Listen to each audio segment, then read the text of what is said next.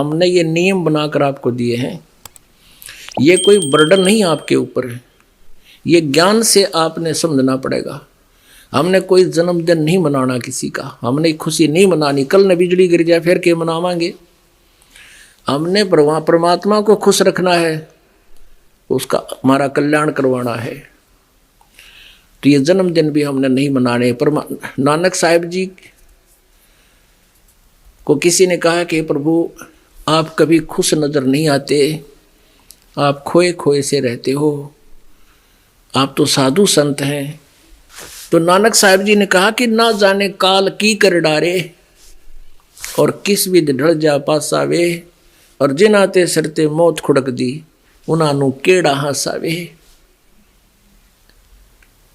अब देखो जगह जगह देखते हैं, एक बहुत बार ऐसा आता है समाचार पत्र में, एक बार रोहतक में एक बारात वो नाचते हुए भी दिखा रहा कि पहले दिन के ये डीजे पर नाचे थे सारे, और अगले दिन वो बारात जा रहे थे कलानौर के पास, भिवानी साइड में जा रहे थे। कलानौर के पास वो कार टकरा गई एक ट्रक तय, जिसमें दुल्हा बैठा था।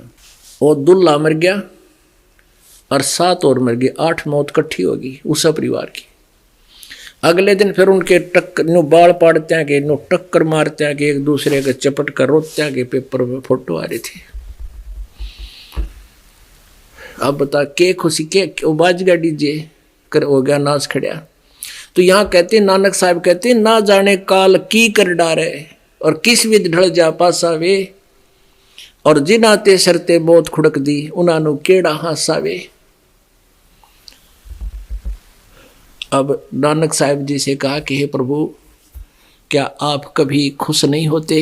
कि खुश होता हूँ कि जब ये मेरे बच्चे मेरे शिष्य वापस सत्संग में आ जाते हैं तो मेरी खुशी का ठिकाना नहीं रहता। और जब ये सत्संग सुनकर जाते हैं, इस संसार के अंदर जो काल से भ्रमित है, मुझे दिलगिरी होती है, दुख होता है कि कहीं मेरे इन पौधों को कोई दीमक ना लग जा, कोई कीड़ा ना लग जा, कोई काल का दूत इनको विचलित ना कर दे।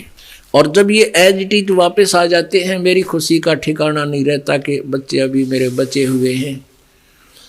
कहते हैं साध मिले साड़ी शादी होंदी विछड़ जाए दिलगिरी वे, अख दे नानक सुनो जहाना मुश्किल हाल फकीरी वे। कहते हैं साध मिले, ये भक्त आते हैं जो मेरे खुशी का ठिकाना नहीं, हमारी शादी होती है, ये हमारा ब्याह, भगवान की भक्ति करें, गुण गावें, खूब हलवे खावें और भोग लागे, उस दिन खीर बनावें,